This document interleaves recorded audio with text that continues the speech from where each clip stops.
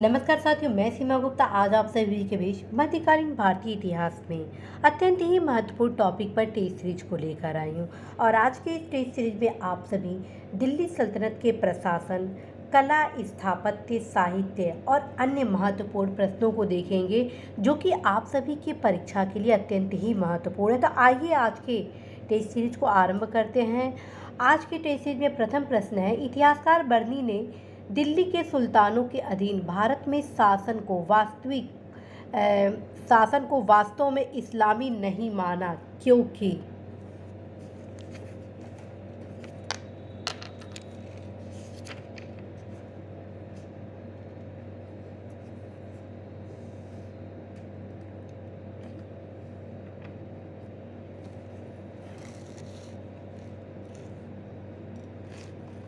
साथियों, इतिहासकार बर्नी ने दिल्ली के सुल्तानों के अधीन भारत में शासक को वास्तव में इस्लामी नहीं माना है, क्योंकि सल्तनत काल में अधिकतर आबादी इस्लाम का अनुसरण नहीं करती थी। इसलिए इसका उत्तर हो जाएगा ऑप्शन ए, अधिकतर आबादी इस्लाम का अनुसरण नहीं करती थी इसलिए। ठीक है, तो नेक्स्ट क्वेश्चन है, सल्तनत काल के अधिकांश अमीर एवं सुल्तान किस वर्ग के थे? सल्तनत काल के अधिकांश अमीर एवं सुल्तान किस वर्ग के थे?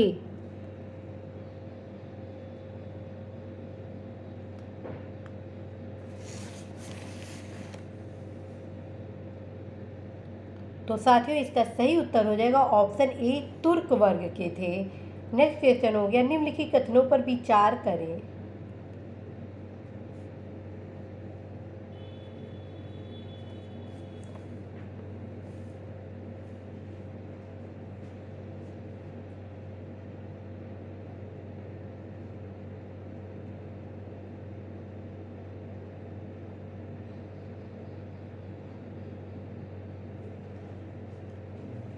तो साथियों, इसका सही आंसर होगा ऑप्शन ए, अर्थात केवल एक आपका सही है। दिल्ली सल्तनत के राजत्व प्रशासन में राजस्व वसूली के प्रभारी को आमिल कहा जाता था। दिल्ली सल्तनत के राजस्व प्रशासन में प्रत्येक परगना पर एक आमिल या अमल गुजार की नियुक्ति की गई थी, जो परगने के राजस्व संग्रह का कार्य करता था। इक्ता प्रणाली भारत की प्राचीन देशी संस्था न होकर अरब की मौलिक प्रणाली थी, जिसका उद्भव पश्चिमी एशिया में हुआ था। इसे दिल्ली सल्तनत में इल्तुतमिश द्वारा लागू किया गया था। मीर बख्शी मुगल काल का पद है, न कि सल्तनत काल का। इस प्रकार से आप देखेंगे कि उत्तर मात्र एक सही है। नेक्स्ट क्वेश्चन है, निम्नलिखित में से कौन सी एक विशिष्टता इक्ता व्यवस्था की नहीं है? और दिल्ली सल्तनत में इक्ता व्यवस्था को कौन शुरू किया था, इसके बारे में पिछले टेस्ट सीरीज में आपको बताया गया है।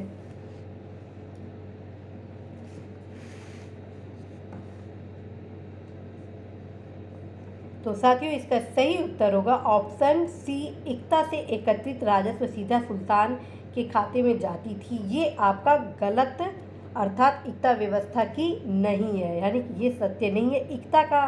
इक्ता एक राजस्व एकत्रित करने की व्यवस्था थी। ठीक है, ये सही है।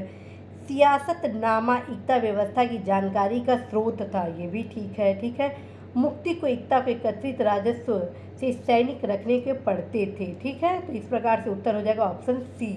नेक्स्ट है, दिल्ली सल्तनत में दीवान अर्ज विभाग की स्थापना किसने की?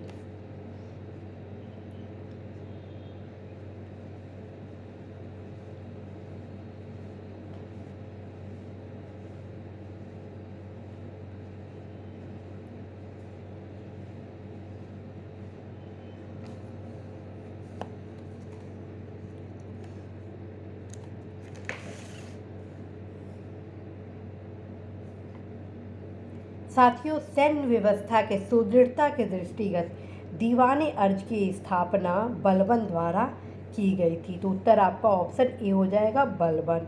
नेक्स्ट क्वेश्चन है, निम्नलिखित में से कौन एक सुमेलित नहीं है? सारे इंपॉर्टेंट है, सबको आपको पढ़ना है।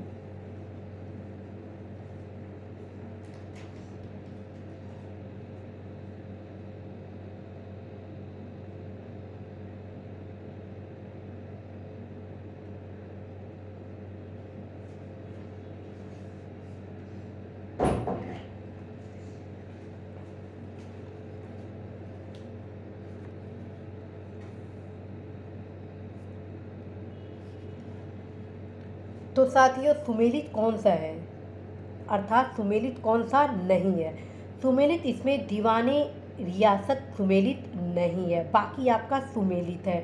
दीवाने मुस्तखराज आपका राजस्व विभाग है।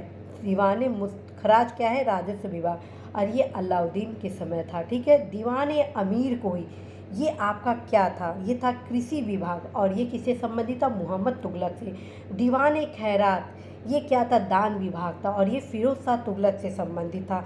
और दीवाने रियासत ये बाजार नियंत्रण विभाग था, और ये अलाउद्दीन खिलजी से संबंधित है, ठीक है। दीवाने रियासत अलाउद्दीन खिलजी से संबंधित और काफ़ी इंपॉर्टेंट है, तो ये चारों आप जरूर अध्ययन करें। तो नेक्स्ट क्वेश्चन है, निम्नलिखित में से किस शासक ने दीवाने अमीर कोही विभाग की स्थापना की थी।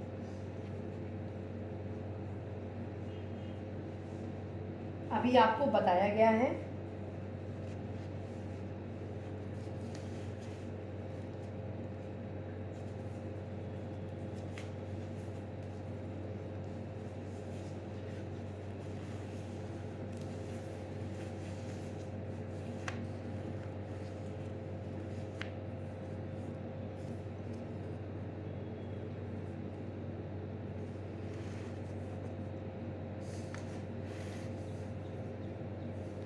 तो साथियों कृषि की उन्नति के लिए दीवाने अमीर कोही की स्थापना की गई थी, और की गई थी किसके द्वारा, मोहम्मद बिन तुगलक के द्वारा। तो इस प्रकार उत्तर हो गया ऑप्शन सी। नेक्स्ट क्वेश्चन है जो सुमेलित करने के लिए है, सही बताइए कौन सा ऑप्शन होगा।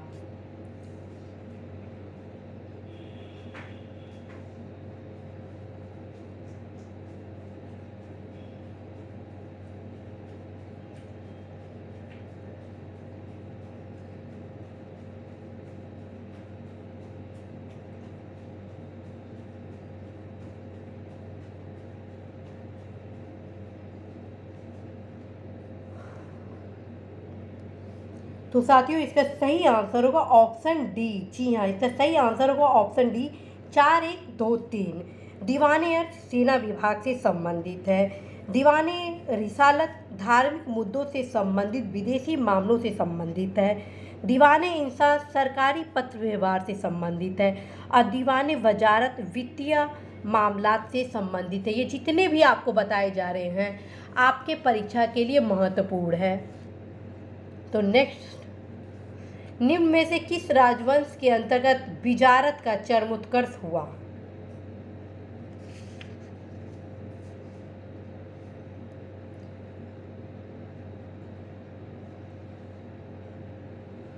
तो साथियों इसका सही आंसर होगा option C, Tughlaq. Next question है, निम्न में कौन भूमि उत्पाद पर लगने वाले कर को इंगित करता है।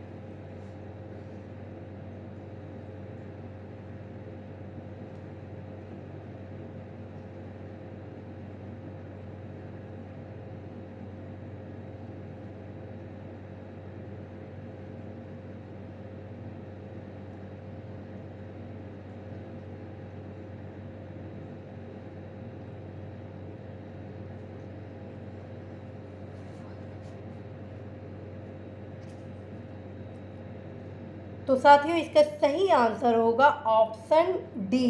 जी हाँ, ऑप्शन डी, 134 134। खराज, उश्र और मुक्त ये तीनों भूमि उत्पाद पर लगने वाले कर को इंगित करते हैं। नेक्स्ट है, भारत के किस मध्यकालीन शासक ने इक्ता व्यवस्था प्रारंभ की थी। पिछले टेस्ट सीरीज में भी आपको बताया जा चुका है।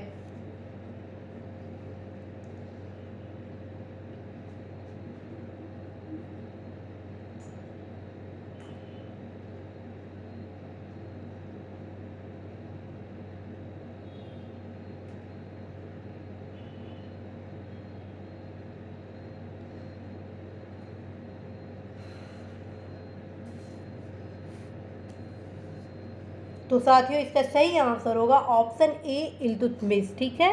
नेक्स्ट क्वेश्चन है, सल्तनत काल में भू राजस्व का सर्वोच्च ग्रामीण अधिकारी था। सल्तनत काल में भू राजस्व का सर्वोच्च ग्रामीण अधिकारी था।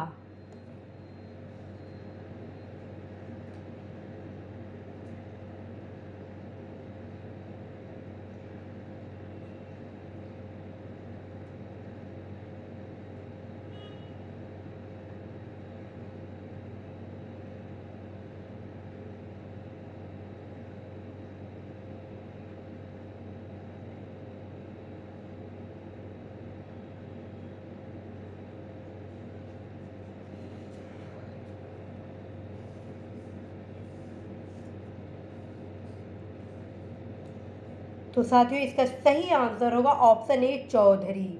ठीक है, इसका सही आंसर होगा option A Chaudhary. Next question है, सर्व कर लगाया जाता था। सर्व कर लगाया जाता था।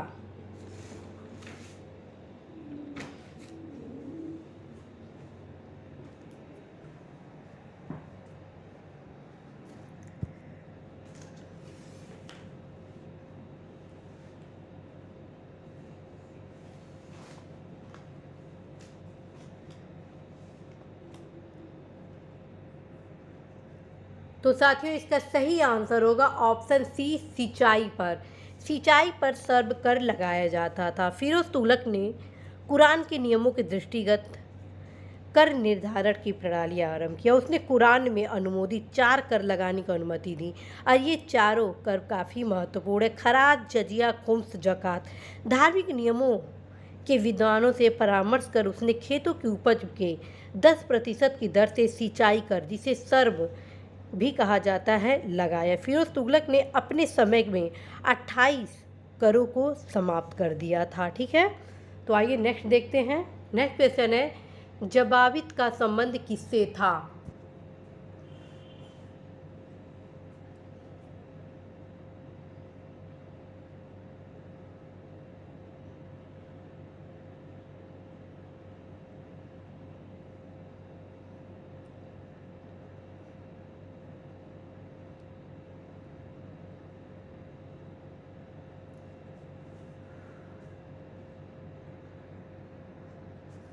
साथियों सल्तनत कालीन प्रशासनिक शब्दावली में जवाबित का संबंध राज्य के कानून से है। इस प्रकार से इसका सही उत्तर हो गया ऑप्शन ए राज्य कानून से। नेक्स्ट क्वेश्चन है, हदीस है एक। हदीस है एक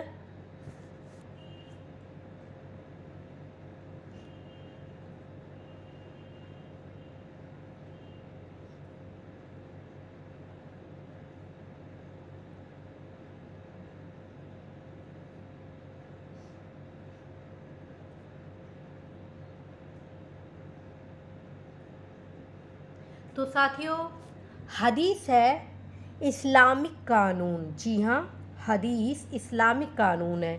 हदीस एक इस्लामिक कानून है। इस्लाम धर्म के मूल स्रोत कुरान के बाद दूसरा स्रोत हदीस है। दोनों को मिलाकर इस्लाम धर्म की संपूर्ण व्याख्या और इस्लामी शरीयत की संरचना होती है। तो नेक्स्ट देखते हैं। नेक्स्ट क्वेश्चन है, सल्तनत काल में फवाजिल का अर्थ था। सल्तनत काल में फवाजिल का अर्थ था।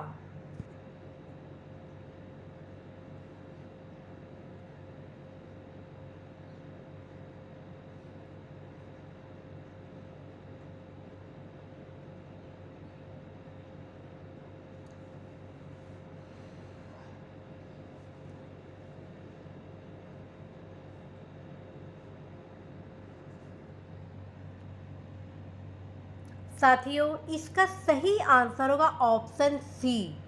सल्तनत काल में फवाजिल या फाजिल शब्द से आशय इख्तियारों द्वारा सरकारी खजाने में जमा की जाने वाली अतिरिक्त राशि से है।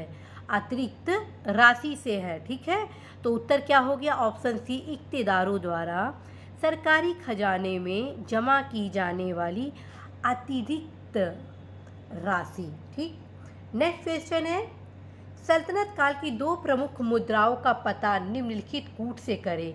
ऑलरेडी आप सभी को बताया गया है इस मुद्रा के बारे में।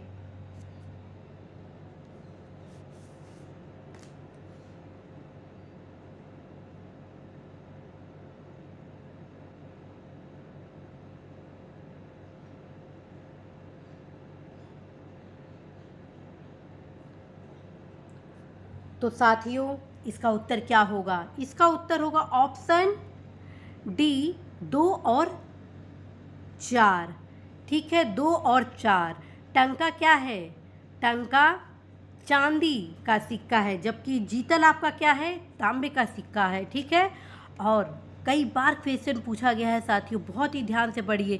इल्तुतमिश पहला तुर्क शासक था जिसने शुद्ध अरबी सिक्के चलाए और मुद्रा प्रणाली में उसका योगदान दिल्ली सल्तनत के शासकों में सर्वाधिक रहा, क्योंकि उसी ने इन दोनों सिक्कों चांदी का टंका और तांबे का जीतल प्रचलित किया। क्वेश्चन आता है परीक्षा में, टंका किससे संबंधित है? तो टंका चांदी से संबंधित मुद्रा था, जबकि आपका जीतल तांबे से संबंधित। तो नेक्स्ट क्वेश्चन है, सल्तनत काल के सिक्के टंका, ससगनी एवं जीतल किन धातुओं के थे? सल्तनत काल के सिक्के टंका, ससगनी, जीतल किन धातुओं के थे?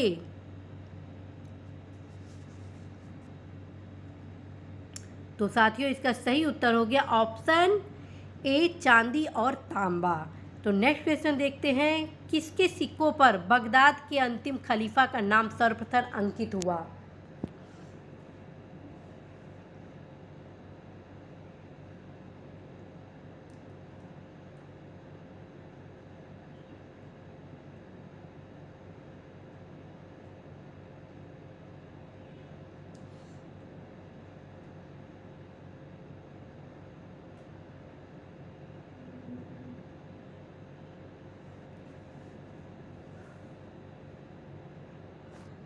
तो साथियों इसका सही उत्तर हुआ ऑप्शन डी, अलाउद्दीन मसूद शाह। अलाउद्दीन मसूद शाह। अलाउद्दीन मसूद शाह के सिक्के पर सर्वप्रथम बगदाद के अंतिम खलीफा का नाम अंकित हुआ था। बगदाद के अंतिम खलीफा अल मुस्तसिम थे।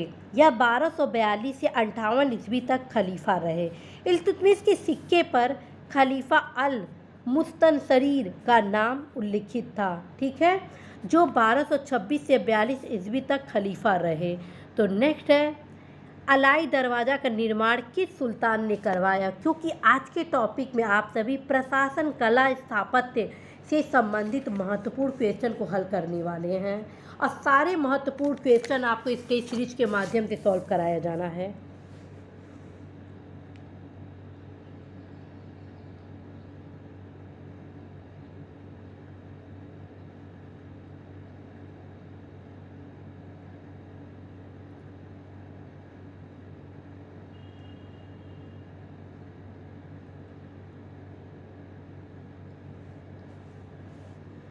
तो साथियों इसका सही आंसर होगा ऑप्शन सी, अलाउद्दीन खिलजी। अलाई दरवाज़ा का निर्माण सुल्तान अलाउद्दीन खिलजी ने कुतुब मीनार के निकट करवाया था। इसका निर्माण लाल पत्थरों तथा संगमरमर के द्वारा हुआ है। ठीक है, यह 1311 ईस्वी में बनकर तैयार हुआ था, और ये परीक्षा में कई बार पूछा गया है। तो नेक्स्ट क्वेश्चन देखते हैं, घोड़े के नाल के आकार की मेहराब सर्वप्रथम प्रयोग में लाई गई थी। घोड़े के नाल के आकार की मेहराब सर्वप्रथम प्रयोग में लाई गई थी।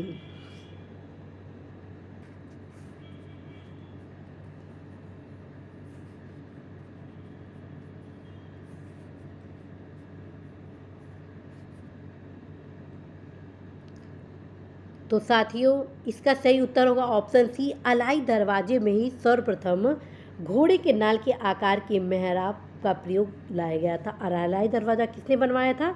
अलाउद्दीन खिलजी ने। तो नेक्स्ट क्वेश्चन है, निम्न में से किस सुल्तान ने कुतुब मीनार की 5वीं मंजिल का निर्माण कराया? किस सुल्तान ने कुतुब मीनार की 5वीं मंजिल का निर्माण कराया?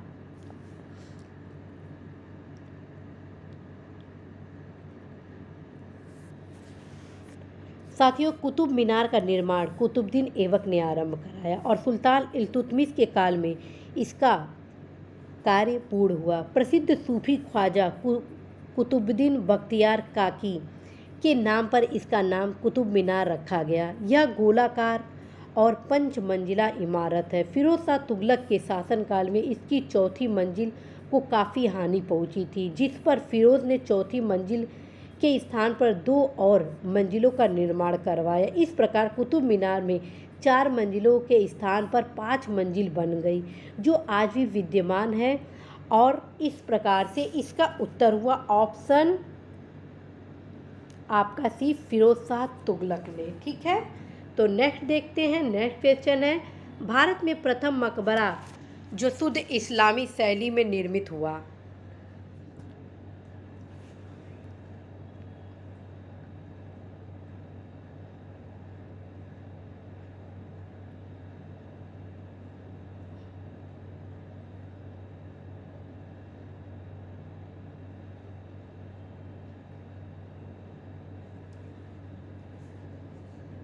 तो साथियों इसका सही उत्तर हो जाएगा ऑप्शन बी, बलबन का मकबरा। ठीक है, भारत में विशुद्ध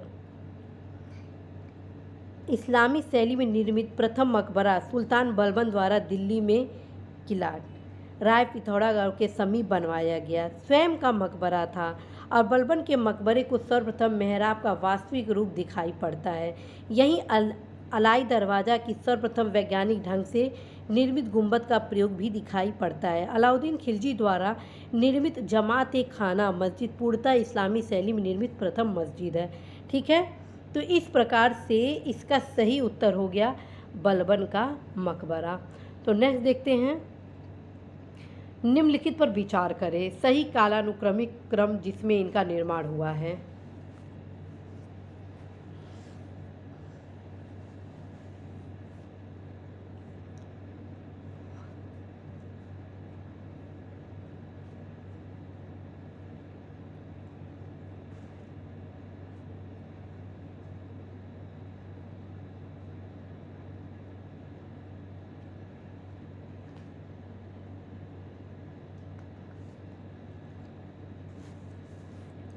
तो साथियों इसका सही उत्तर हो जाएगा ऑप्शन बी, 3-1-2-4। ठीक है, अर्थात पहले कुतुब मीनार, फिर तुगलकाबाद का किला, फिर आपका लोधी गार्डन और उसके बाद फतेहपुर सीकरी। ठीक है, नेक्स्ट देखते हैं, कीर्ति स्तंभ प्रशस्ति के रचयिता थे। कीर्ति स्तंभ प्रशस्ति के रचयिता थे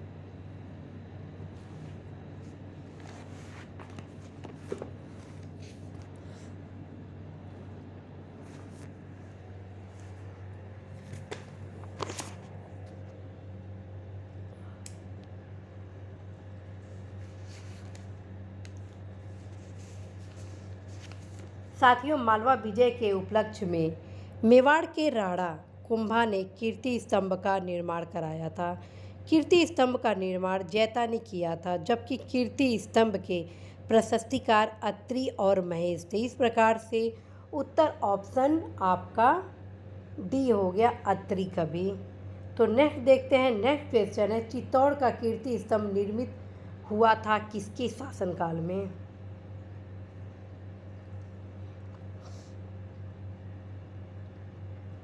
तो साथियों इसका सही उत्तर होगा ऑप्शन ए, राणा कुंभा। ठीक है, तो नेक्स्ट देखिए, वास्तुशैली और संबंध राजवंश काफ़ी इंपॉर्टेंट है।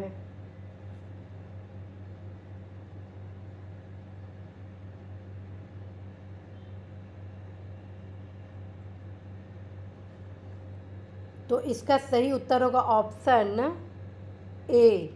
ठीक है, ऑप्शन ए। कैसे, मेहराब की निचली सतह पर कमल कली की झालर खिलजी राजवंश से संबंध है। अष्टभुजीय मकबरों का उदय तुगलक से संबंधित है। स्तंभों में बोधी गोई का प्रयोग विजयनगर में हुआ है। झुकी हुई दीवारों के साथ विशाल मुख्य द्वार ये सरकी राजवंश से संबंधित है। ठीक है, तो नेक्स्ट क्वेश्चन है आप सभी के बीच, अमीर खुसरो का जन्म हुआ था।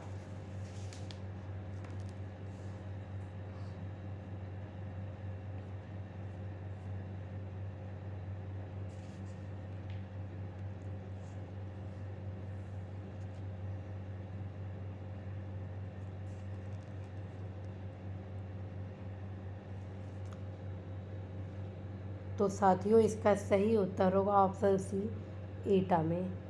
नेक्स्ट क्वेश्चन है, तूतीय हिंद अमीर खुसरे का जन्म कहाँ हुआ था।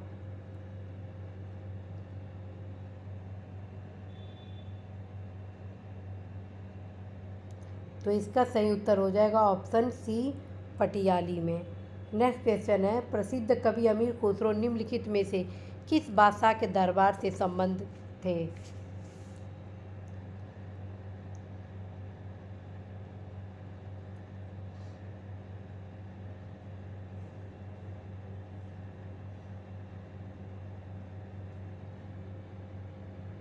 तो इसका उत्तर हो जाएगा option B, Ghiyasuddin Balban. Next देखते हैं, नेक्स्ट है, नई फारसी काव्य शैली सबक ए हिंदी अथवा हिंदुस्तानी शैली के जन्मदाता थे? हिंदी खड़ी बोली का जनक अमीर खुसरो को माना जाता है। नई फारसी काव्य शैली सबक ए हिंदी या हिंदुस्तानी शैली का जन्मदाता अमीर खुसरो को ही माना जाता है। उनका कहना था कि न लफ्ज़े हिंदीवत आज फारसी कम, अर्थात हिंदी का शब्द फारसी से कम नहीं है। इस प्रकार से इसका सही उत्तर हुआ ऑप्शन डी, अमीर खुसरो। नेक्स्ट हो गया, निम्न कथनों पर विचार करें कौन सा सही है?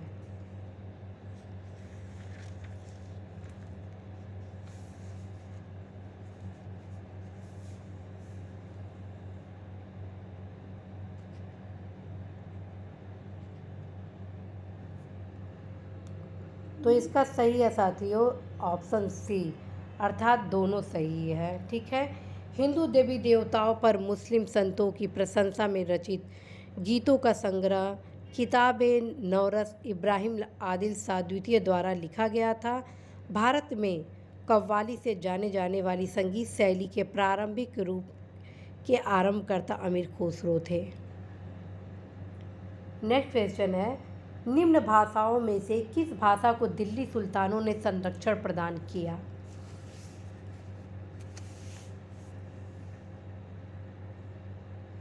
तो इसका उत्तर होगा साथियों ऑप्शन सी, फारसी।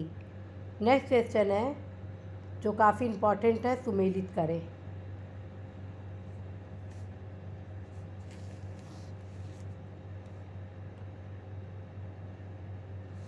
साथियों कई बार क्वेश्चन पूछा है तारीख़ हिंद किससे संबंधित है? तारीख़ हिंद अलबरूनी संबंधित है। तारीख़ दिल्ली किससे संबंधित है? तो खुसरो से संबंधित है। रेहला किससे संबंधित है? तो इब्न बतूता से संबंधित है। तबकाती नासरी किससे संबंधित है? तो मिन्हाज से संबंधित है। ये सब बहुत ही इम्पॉर्टेंट है। इस प्रकार से इसका सही उत्तर हो गया ऑप्शन सी। नेक्स्ट देखते हैं, लेखक से उनके कृतियों को लेखन से सुमेलित करें।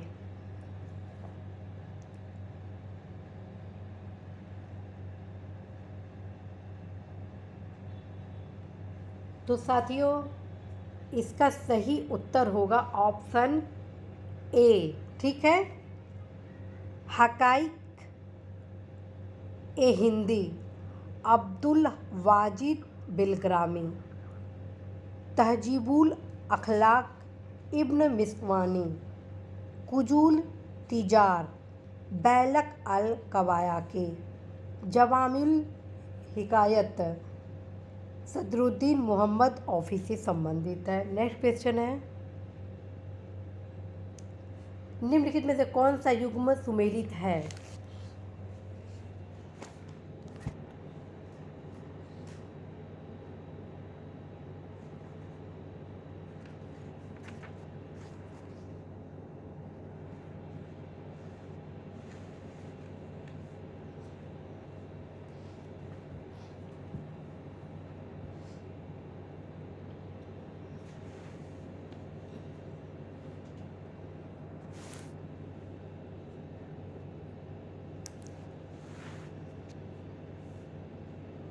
तो साथियों इसमें सही उत्तर हो जाएगा ऑप्शन आपका सी, पुंडरीक विट्ठल रागमाला। ठीक है, अब नेक्स्ट देखते हैं। नेक्स्ट क्वेश्चन है, भारत में पोलो खेल का प्रचलन किया?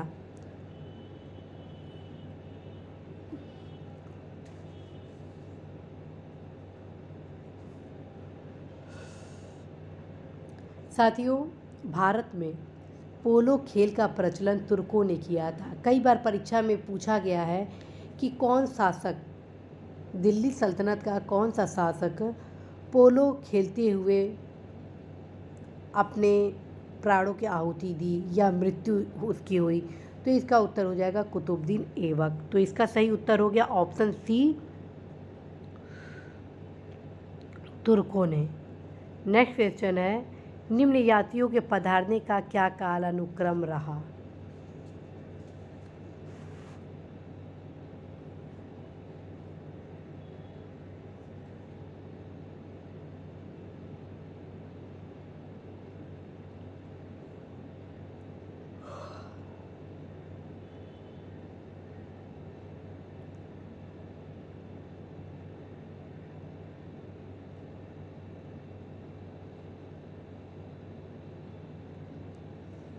तो इसका सही उत्तर होगा ऑप्शन बी, 3142।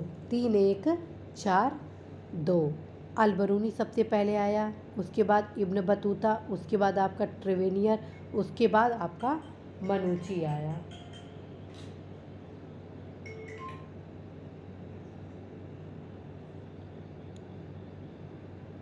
नेक्स्ट क्वेश्चन है, निम्नलिखित में से कौन सा युग्म सही सुमेलित नहीं है?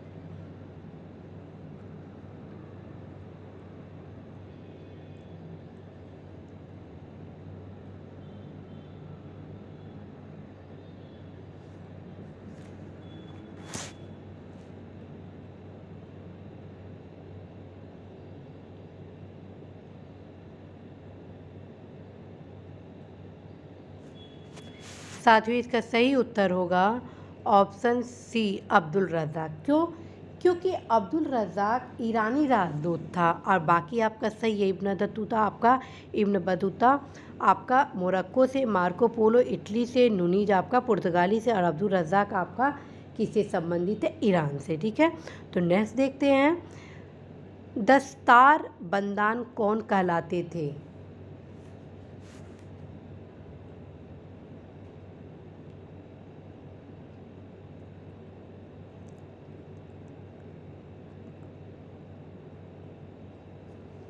तो इसका सही उत्तर होगा ऑप्शन डी, उलेमा।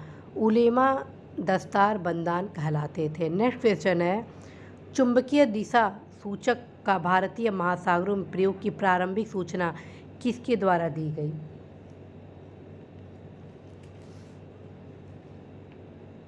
तो इसका सही उत्तर हो गया ऑप्शन सी, सदरुद्दीन मोहम्मद औफी ने। ठीक है, नेक्स्ट क्वेश्चन है, सुमेलित करने के लिए काफ़ी इंपॉर्टेंट है, इसको भी मिलाइए आप।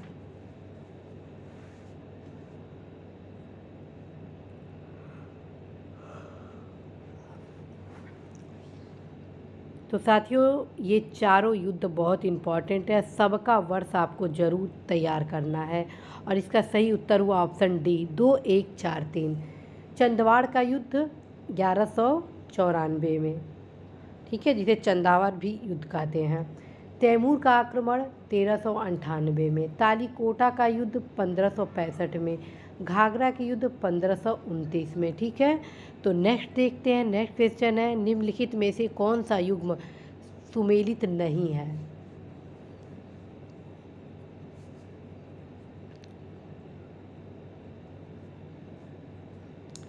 तो इसका सही उत्तर हो गया ऑप्शन बी, चांद बीबी अवध। ये सुमेलित नहीं है। ठीक है, चांद बीबी अहमदनगर के तीसरे शासक हुसैन निजाम शाह प्रथम की पुत्री थी, जिनका संबंध अवध राज्य से नहीं बल्कि अहमदनगर व बीजापुर से था, जबकि बाकी जो हैं वे सुमेलित हैं।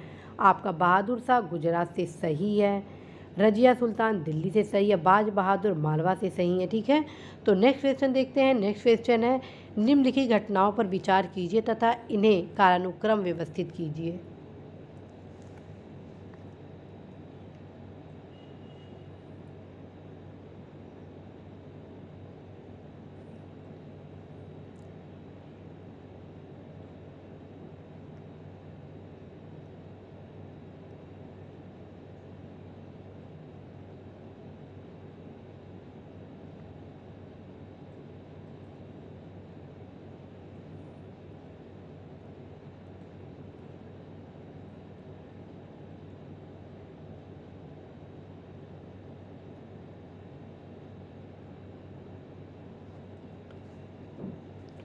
तो साथियों इसका सही आंसर हो जाएगा ऑप्शन ए। जी हाँ, इसका सही आंसर होगा ऑप्शन ए, 4-3-2-1। तराइन का द्वितीय युद्ध, जलाउद्दीन खिलजी की हत्या, फिर अफगानपुर षड्यंत्र, फिर आपका मोहम्मद तुगलक द्वारा राजधानी का स्थानांतरण। और साथियों इससे संबंधित जो ईयर है ज़रूर याद करिएगा, क्योंकि अब परीक्षा में ईयर वाइज क्वेश्चन बहुत पूछे जा रहे हैं और जितने आज प्रश्न लाए गए हैं सबके ईयर ज़रूर ध्यान में रखिएगा आप। तो नेक्स्ट क्वेश्चन है, निम्नलिखित अवतरण पर ध्यान दीजिए। अपने लगभग 30 वर्ष के व्यापक यात्री जीवन में उसने पूर्वी गोलार्ध के विस्तृत भूभाग की यात्रा की। उस विशाल भूभाग को देखा जिसमें आज कोई 44 देश आते हैं और कुल लगभग आपके 73,000 मील की दूरी चक्कर पार की। पूर्व आधुनिक काल का संसार का सबसे बड़ा वह यात्री कौन था? काफ़ी इम्पोर्टेंट है।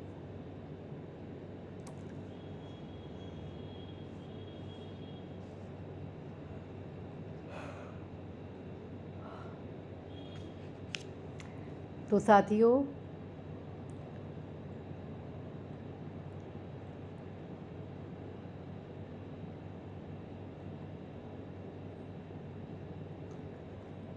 इसका सही उत्तर होगा ऑप्शन डी, इब्न बतूता। और इसका संबंध किससे था? मोरक्को से था, अफ्रीका के देश। ठीक है, तो नेक्स्ट क्वेश्चन है, नीचे के युग्मों में एक और प्राचीन और मध्य युग के राजाओं के नाम हैं और दूसरी ओर उनके विरचित ग्रंथ हैं। इनमें से कौन सा युग्म सही सुमेलित है?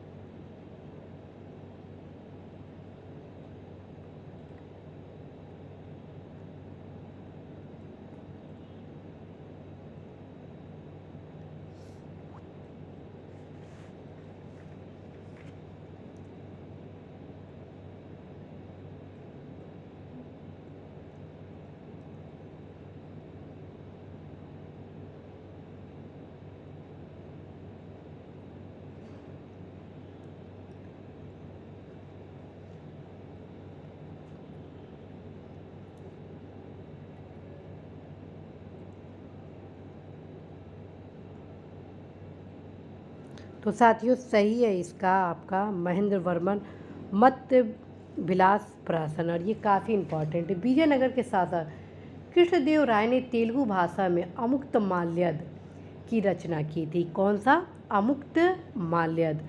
मत्स्य विलास प्रहसन की रचना महेंद्र वर्मन ने की थी और ये कई बार परीक्षा में पूछा गया है। भोज ने सम्रांगण सूत्रधार एवं सोमेश्वर ने मानसोल्लास नामक ग्रंथ की रचना की थी। और ये जो चारों ग्रंथ मैं आपको बताई वे सब के सब इम्पॉर्टेंट है। तो आइए देखते हैं नेक्स्ट। आइन उल मुल्क मुल्तानी ने इनमें से किस शासक के अधीन सेवा नहीं की थी? तो इसका उत्तर हो जाएगा option D, Iltutmish. Next question है, निम्नलिखित में से किस प्रथा की शुरुआत राजपूतों के समय में हुई?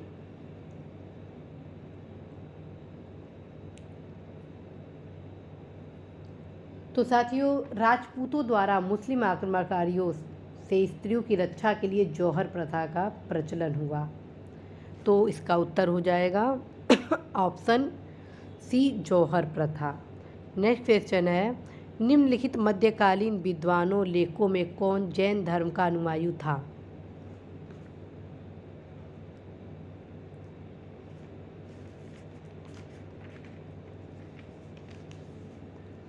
तो साथियों इसका सही उत्तर होगा ऑप्शन बी, हेमचंद्र सूरी।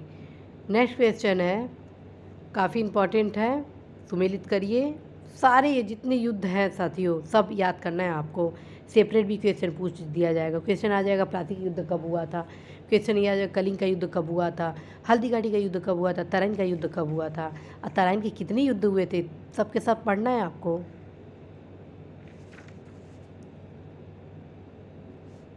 तो साथियों प्लासी का युद्ध 23 जून 1757, कलिंग का युद्ध 261 ईसा पूर्व में, हल्दीघाटी का युद्ध 1576 ईस्वी में, तराइन का द्वितीय युद्ध 1192 में। तो इस प्रकार से इसका सही उत्तर क्या हो गया? ऑप्शन आपका सी। ठीक है, ऑप्शन सी। Next question. अब आप लोगों को अगले टेस्ट सीरीज में मिलना है। तो साथियों, आज ये जितने भी प्रश्न आप सभी के बीच लाए गए, ये अत्यंत ही महत्वपूर्ण है। आप अवश्य ही बताइएगा कि आप सभी कितने प्रश्न सही किए, क्योंकि आज प्रयास किया गया है आप सभी को ज़्यादा से ज़्यादा प्रश्नों को हल कराने का, ताकि ये जितने भी प्रश्न हैं जिससे अमूमन क्वेश्चन गलत होते हैं तो वो आप सभी के सही हो सके। फ्रेंड्स, आज जितने भी युद्ध बताए गए हैं, अन्य महत्वपूर्ण पॉइंट बताए गए हैं, उनको आप ज़रूर तैयार करेंगे। ईयर वाइज क्वेश्चन की अब संख्या बढ़ रही है। क्वेश्चन ईयर के बारे में भी पूछा जा रहा है कि कौन सा युद्ध कब हुआ था, किस शासक ने कौन से साहित्य को लिखा है। तो ये ध्यान रखें कि सल्तनत काल के जितने भी शासक हैं, जो खुद किताब लिखे हैं, उनका ज़रूर आप ध्यान में रखेंगे। तो साथियों, इसी आशा विश्वास के साथ मैं सीमा गुप्ता आज आप सभी से विदा लेती हूँ कि निश्चित रूप से आप सभी अपने लक्ष्य में सफल होंगे। अपनी पढ़ाई को धारदार बनाते हुए जितने भी क्वेश्चन होंगे ज़रूर सही करेंगे, अपने सपने को साकार करेंगे। इसी उद्देश्य के साथ आप सभी को ढेरों शुभकामनाएं। Best of luck.